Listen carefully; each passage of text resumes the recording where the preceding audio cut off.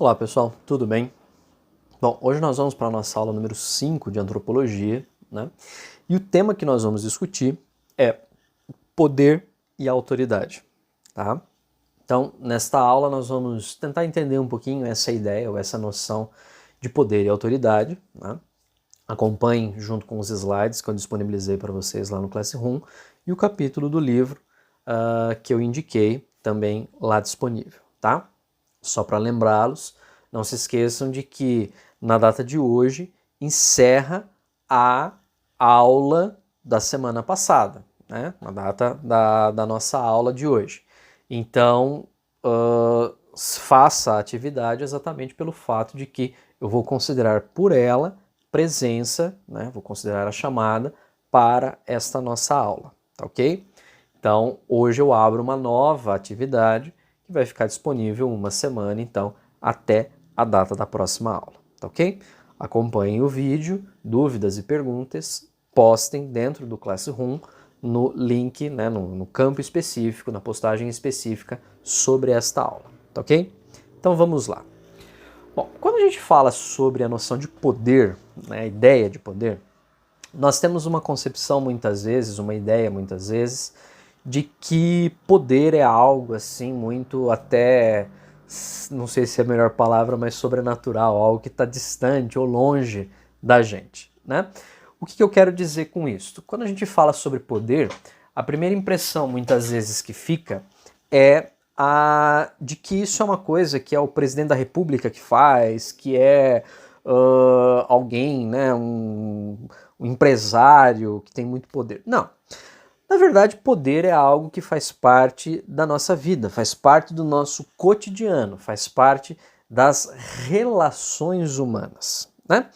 E poder é o quê? Então, poder nada mais é do que capacidade de influência, né?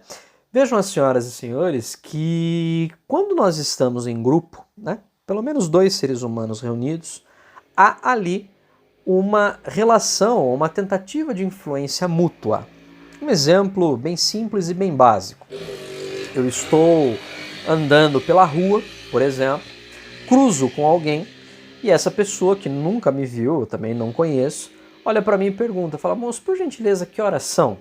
Eu olho e falo, é 10 para meio-dia. Ah, muito obrigado.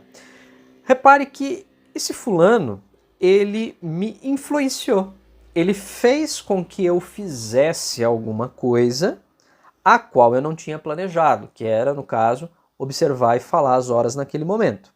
Então vejam que o poder, a ideia de poder, ela é muito mais cotidiana e ela é muito mais simples do que aparenta ser. Poder é algo que se realiza no nosso cotidiano e, de novo, faz parte das relações humanas, tá?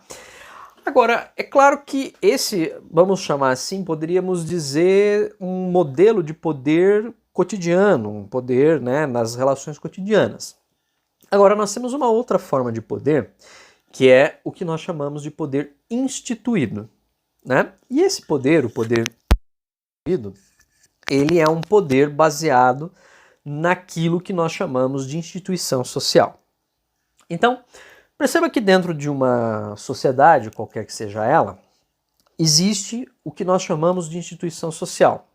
Lugares onde pessoas se reúnem com uma finalidade em comum para cumprir um determinado objetivo. Por exemplo, uma escola, né? Família, igreja, polícia, né? São todos modelos de instituição social, né? Dentro da instituição, acontece um tipo de poder específico que nós chamamos de poder instituído. Né? E o que é esse poder instituído?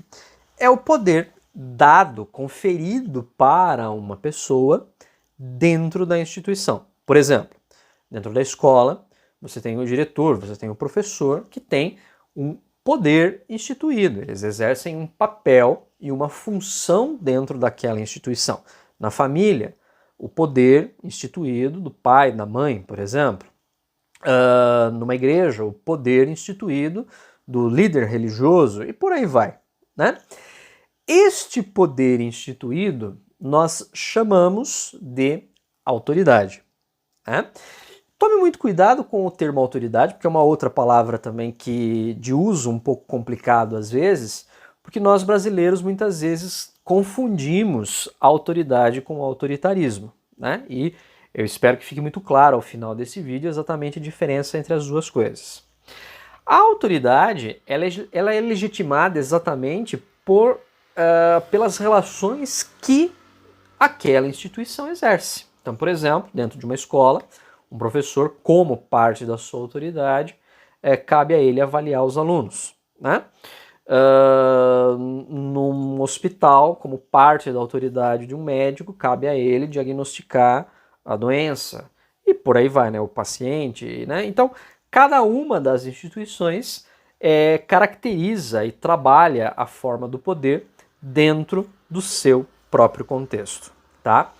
Então, em última instância, né, em última análise do ponto de vista social, o que mais caracteriza de fato, né, o que legitima em última instância uma autoridade é o poder do Estado, né? Então vejam vocês, por exemplo, que cada uma dessas coisas que eu citei para vocês, escola, família e tal, é definida de algum modo dentro da nossa sociedade pela relação estatal, né? Então a minha autoridade como professor, por exemplo, é dada pelo próprio Estado.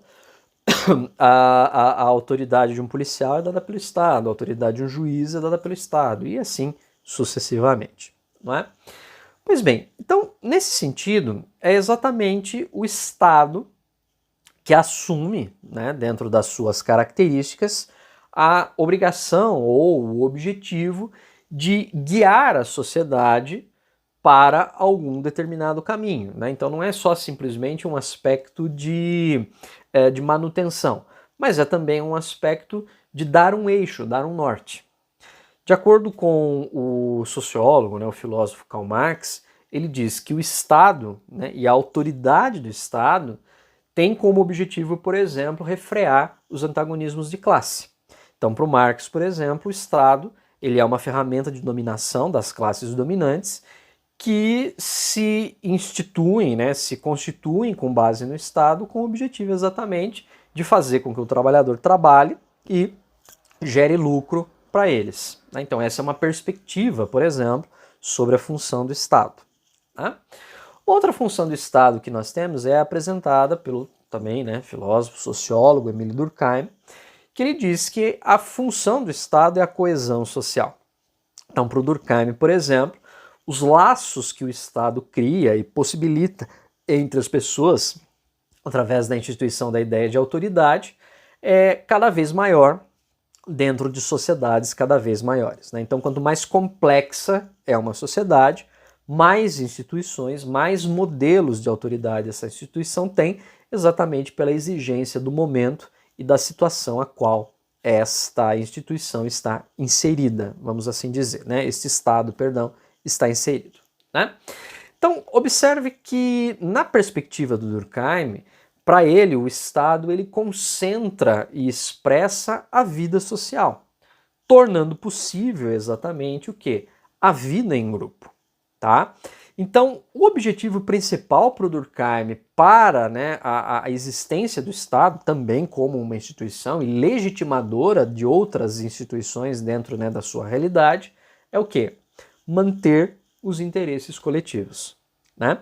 E isso é muito importante, por quê? Porque quando nós pensamos o Estado, e principalmente agora nesse momento, né, de pandemia aí, do coronavírus e tal, a gente precisa perceber que o Estado tem uma função efetivamente, de novo, além só de um aspecto administrativo, punitivo, sei lá, mas ele tem como objetivo, né, ou deveria ter como objetivo, a manutenção de interesses coletivos das pessoas, né? Então, o como lidar com isso, como orientar com isso é um papel, é um objetivo, né, uma necessidade a qual o Estado deve cumprir, tá? Então, é importante observar isso daí, né? Quando nós falamos então sobre autoridade, é importante diferenciar a noção de autoridade e autoritarismo, por quê? Porque o autoritarismo é a simples noção ou a ideia de que um determinado poder ou uma determinada ideia, né, uma determinada noção de autoridade que alguém possui, ele possui e exatamente por isso ele pode se sobrepor ou ele pode se tirar vantagem disso ante outras pessoas. O que eu quero dizer com isso? Veja só. Quando se fala em autoridade, a primeira noção que nós temos que ter ideia é a seguinte, de que a autoridade ela só faz sentido dentro da instituição que a confere. Então, eu como professor, por exemplo, eu só tenho a minha autoridade docente dentro da escola, a qual eu leciono. Um juiz, ele só tem a autoridade dentro do exercício jurídico, né, no fórum, por exemplo, aonde ele trabalha, né? Tirando esse contexto, eu, professor, na rua sou um cidadão comum. O juiz na rua é um cidadão comum, ou deveria ser, né? Por que eu quero dizer isso? Porque no Brasil, por exemplo, nós temos muito aquela ideia, né? E aí o conceito de autoritarismo que eu quero chegar. No Brasil nós temos uma ideia muito forte na nossa sociedade, que é a ideia da carteirada, né? E o que eu quero dizer com isso? É o sujeito que se utiliza de uma autoridade, né, que ele tem instituída de fato, para tirar vantagem dentro da sociedade de algum modo, né? Então, eu sou juiz, eu posso fazer o que eu quiser, eu posso, né? Eu sou policial, eu posso parar o carro onde eu quiser, eu não vou tomar multa, eu vou, sei lá, né? Poderíamos, eu mesmo como professor, eu chego numa lanchonete, por exemplo, e é um aluno que está ali trabalhando no balcão ou de garçom, e eu ameaço esse aluno dizendo que se ele não me atender bem, eu vou dar uma nota baixa para ele, né? Repare que isso é autoritarismo, né? E a gente precisa desvincular uma coisa da outra, tá? Por quê? A autoridade ela é algo necessária dentro das relações sociais. Agora, o autoritarismo ele está ligado fortemente a uma sociedade que se fundamenta e se constitui em cima de privilégios, que é o caso da nossa sociedade em particular, não é? Então, um outro autor importante para entender essa noção é Max Weber, né? Outro também grande sociólogo. O Weber, ele vai dizer que a autoridade do Estado, ela se fundamenta em cima daquilo que ele chama de burocratização, né? Então ele fala, o Estado é basicamente uma relação de homens dominando homens. Então perceba que toda a burocratização que o Estado exige, né, veja, qualquer coisa que você vai fazer, você tem que assinar papel, carimbar, levar registrar cartório, né? Então uma série de coisas que o Estado de algum modo te obriga a fazer dizendo assim, olha, se você quer tal coisa, se você quer comprar uma casa, por exemplo, você tem que se submeter à minha autoridade. E se você não fizer isso, você vai ter problemas depois, né? Se você quer dirigir um carro, você tem que se submeter à minha autoridade. Então você vai ter que, né, fazer a autoescola, você vai ter que tirar a habilitação tal, e você vai ter que seguir as regras de trânsito. Então a burocratização é uma forma de garantir ao Estado exatamente o quê? Garantir a ele esta autoridade. Garantir o exercício pleno do poder. Tá? Então, para o Weber, esta relação de dominação que o Estado exerce em cima da burocratização, ela se constitui de três formas. Aquilo que o Weber chama de três processos de dominação, né? Então ele vai dizer o seguinte, que existe no aspecto estatal três maneiras de legitimar a dominação. Uma que ele chama de dominação tradicional, uma que ele chama de dominação carismática e uma que ele chama de dominação legal, né? Então o que é isso? Na dominação tradicional, nós temos as regras sociais, os costumes sociais que são praticados dentro de uma sociedade por tradição, por cultura. Então, os valores, por exemplo, dentro de uma sociedade, né? Coisas que nós fazemos e que não especificamente estão numa lei propriamente dita, né? Mas que são praticadas por costume, por tradição. Então, por isso mesmo o termo dominação tradicional, né? Vejam vocês, por exemplo, que no Brasil uma forma que se expressa dessa ideia de dominação tradicional está ligada a certos títulos que são atribuídos às pessoas como por exemplo o próprio título de doutor, né? Então vejam vocês que basta eu estacionar o meu carro em qualquer rua que tenha lá um flanelinha olhando o carro, pedindo dinheiro, que ele vai falar para mim assim: ô doutor, posso olhar o carro aí? Né?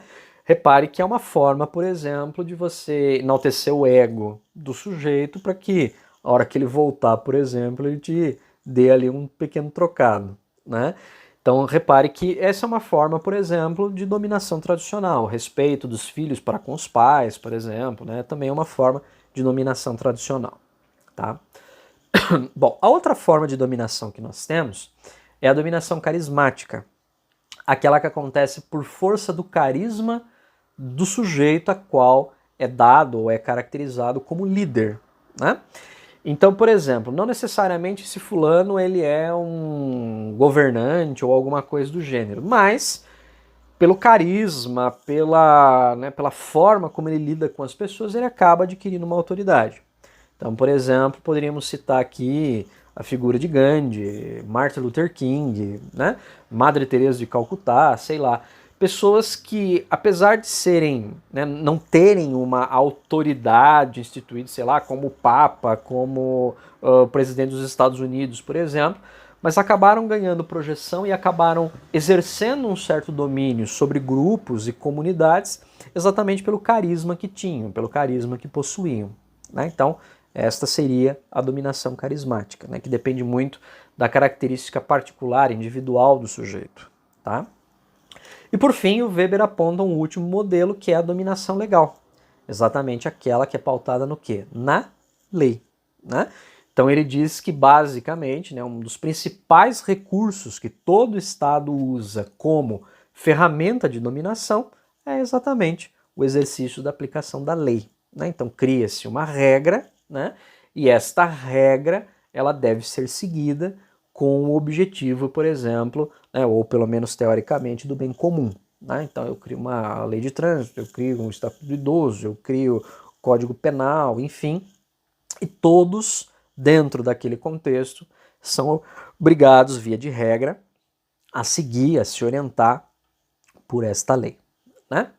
Então vejam que um dos aspectos, né, talvez em algum momento você já tenha pensado isso, mas um dos aspectos que quando a gente fala sobre a noção de autoridade, de poder, muitas vezes passa pela nossa cabeça, é exatamente a ideia de violência, né? Então, poder e autoridade tem alguma coisa a ver com violência?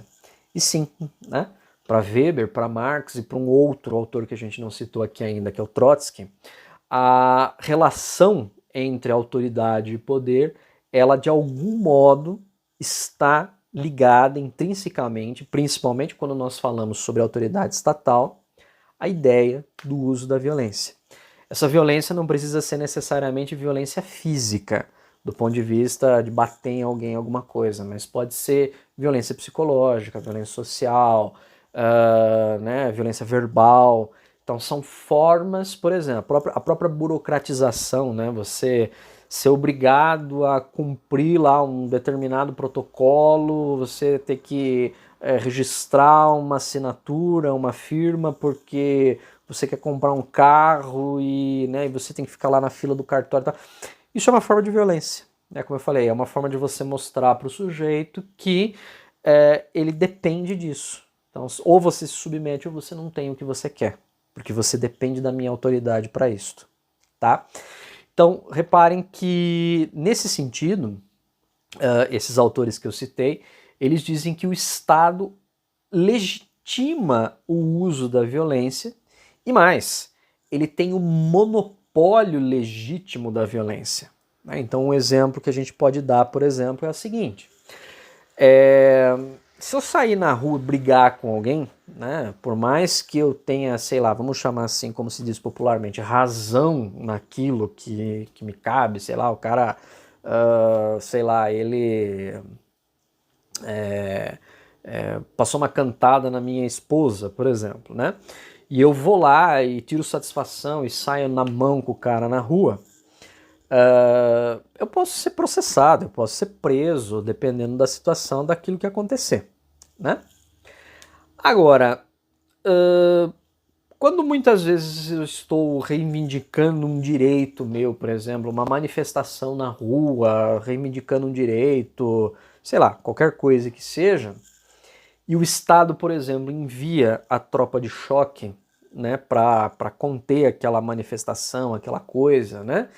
E a tropa de choque bate, a tropa de choque solta bomba de gás, coisas nesse sentido. Repare que isso é uma forma de legitimação, por exemplo, do uso da violência, do uso da força por parte do Estado. Né? Por exemplo, uma outra situação, matar é errado, só matar alguém, por mais que eu fale, não, eu tenho, né, os 1000 motivos, qualquer que seja, isso vai ser visto como algo errado. Mas, quando a polícia mata alguém, claro, né, dentro de um determinado contexto, por exemplo, mas entende-se, por exemplo, que isso é correto, entende-se que isso é válido. Então veja que, de algum modo, né, nesses exemplos bem simples, bem básicos que eu dei, a gente consegue perceber que o Estado, ele legitima para si e ele toma como posse, ele cria um monopólio do uso da força, né? E, consequentemente, da violência. Por quê? Porque ele quer garantir para si próprio, segundo Weber, segundo Marx, segundo Trotsky, ele quer garantir para si próprio o quê?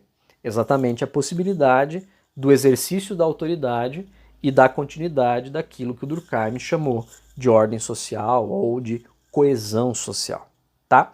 Então, quando falamos sobre poder, falamos aí sobre uma relação cotidiana humana que pode se manifestar como noção de autoridade e que tem como principal representante ou principal agente, vamos assim dizer, no nosso modelo de sociedade, a figura do Estado, tá? Vou postar agora lá para vocês uma pergunta, né? Acompanhem a leitura disso também pelo capítulo do livro e pelos slides, tá certo? Bons estudos, uma ótima semana para vocês. Um grande abraço. Até mais. Tchau, tchau.